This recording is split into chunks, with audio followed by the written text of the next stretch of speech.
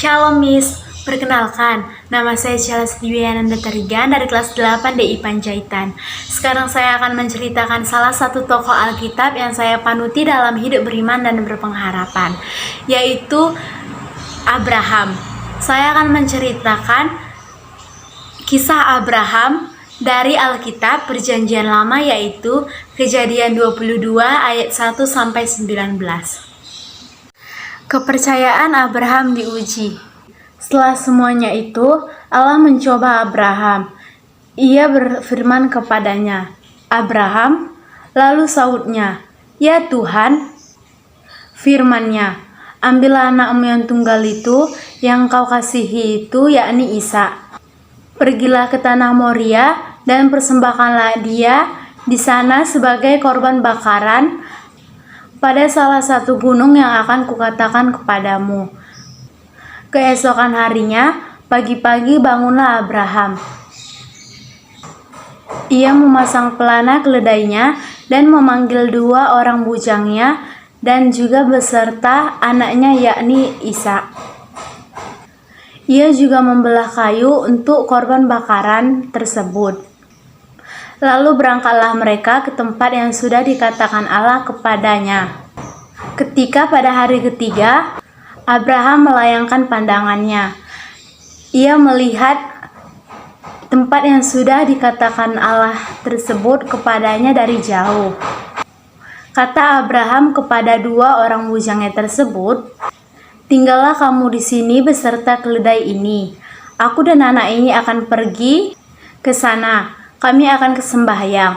Setelah itu kami akan kembali kepadamu."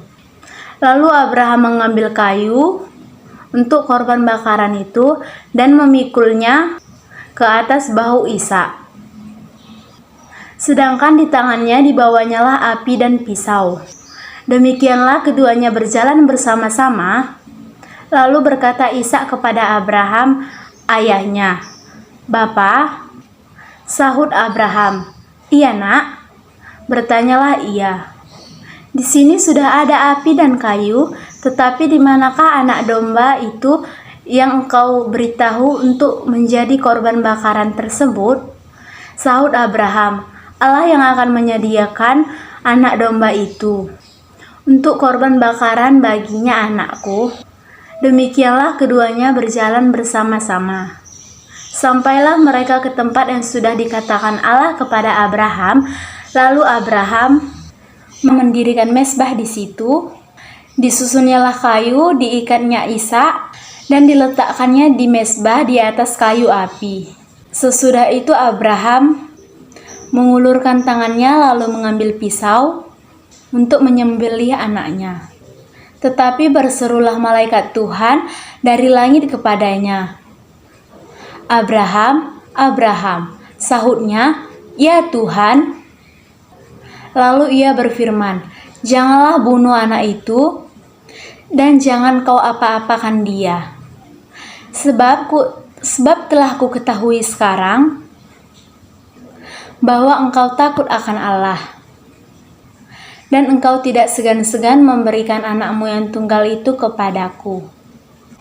Lalu Abraham menoleh dan melihat seekor domba jantan di belakangnya yang sedang tersangkut tanduknya di dalam belukar. Abraham mengambil domba itu lalu mempersembahkan domba tersebut sebagai pengganti anaknya yaitu Ishak sebagai korban bakaran tersebut. Dan Abraham menamai tempat itu Tuhan menyediakan. Dan sebab itu sampai sekarang dikatakan orang, di atas gunung Tuhan akan disediakan. Untuk kedua kalinya berserulah malaikat Tuhan dari langit kepada Abraham. Katanya, "Aku bersumpah demi diriku sendiri, demikianlah firman Tuhan. Karena engkau telah berbuat demikian, dan engkau tidak segan-segan untuk memberikan anakmu yang tunggal itu kepadaku, maka aku akan memberkati engkau melimpah-limpah dan membuat keturunanmu sangat banyak seperti bintang di langit dan dan seperti pasir di tepi laut. Dan keturunanmu itu akan menduduki kota musuhnya. Oleh karenamu lah semua bangsa di bumi akan mendapat berkat, karena engkau mendengarkan firman-Ku. Kemudian kembalilah Abraham dan juga bujangnya tersebut, mereka tinggal di Beersheba. Dan mereka berangkat bersama-sama menuju Beersheba. Alasan saya mengapa saya memilih tokoh Abraham sebagai tokoh panutan dan dalam hidup beriman dan berpengharapan, karena dari cerita tersebut saya sudah mengerti, saya sudah melihat dari cerita tersebut bahwa Abraham adalah seorang nabi yang benar-benar taat kepada Allah, walaupun ia rela memberikan anaknya yang tunggal, memberikan anaknya yang ia sayangi sebagai korban bakaran di sebuah gunung yang dikatakan Allah. Dari situ juga Allah sudah melihat seberapa taatnya Abraham tersebut taat kepada Allah. Allah juga melihat seberapa tekunnya Abraham mengikuti perintah-perintah Allah.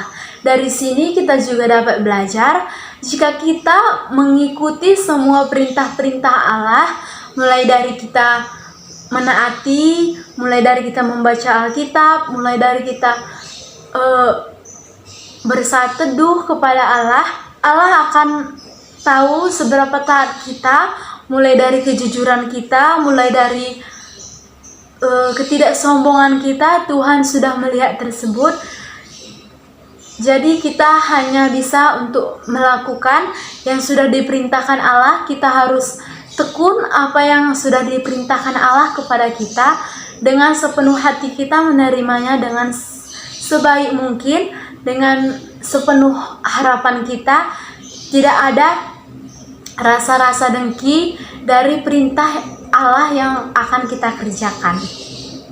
Sekian dari cerita tokoh yang saya panuti, Miss. Mohon maaf jika saya ada kesalahan kata atau cara bicara, saya mohon maaf. Demikian dari saya, terima kasih, Miss. Shalom.